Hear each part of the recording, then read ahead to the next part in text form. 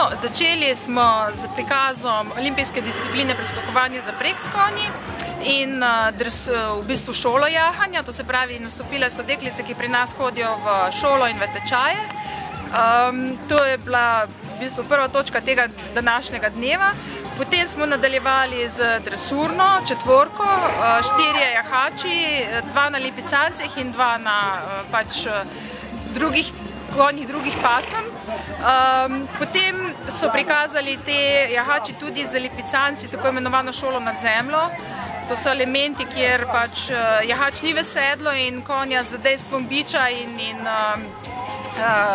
povodca in uzde prisili v določene elemente, poskoke, odskoke in tako naprej.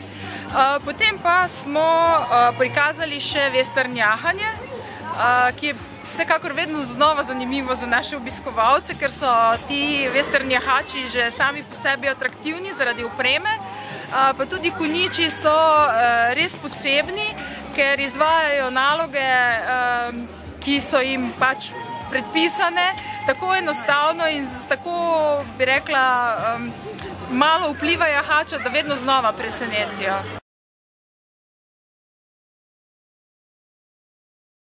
No, zdaj smo konji šli majčkeno počivati, ker bi rekla, ti konji, ki so v šoli jahanja sodelovali, so potem kasneje tudi naše obiskovalce hvaležno sprejemali v sedlo in smo jih popeljali naokrog po maneži, tako da so lahko vsi poskusili, kako je resnično biti na konju. In sedaj seveda ta zaslužen počitek in majčkeno kosila tudi za konje, pa seveda za obiskovalce. Po popoldanskem času, tam od 2 ure naprej, pa bomo ta program ponovili, tako da bodo tudi tisti, ki bodo k nam prišli popoldan, imeli še kaj od popoldneva. Dobila sem tudi obvestilo, da boste zdaj prišle 2 kočije, tako da se bodo lahko tisti, ki bojo še tu majčkeno popeljali naokrog ali vsaj okrog hleva, ne glede na vreme, tako da bo v bistvu še vedno pestro dogajanje, ježa za obiskovalce. In približno tam okrog 5. ure bomo nekako zaključili, ker so seveda tudi konji potem po takem celem dnevu precej utrujeni že.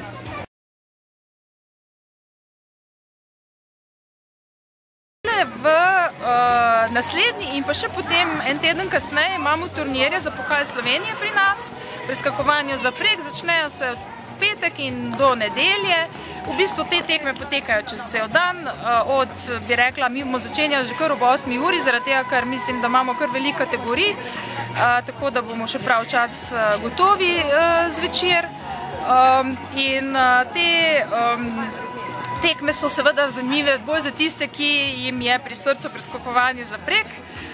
Mislim, da bodo tu najboljši slovenski jahači s svojimi konji, ker je seveda tekma za pokal Slovenije, v kateri se bodo pomerili v posameznih kategorijah otroci, mladinci in pa člani. Tako da bo zanimivo.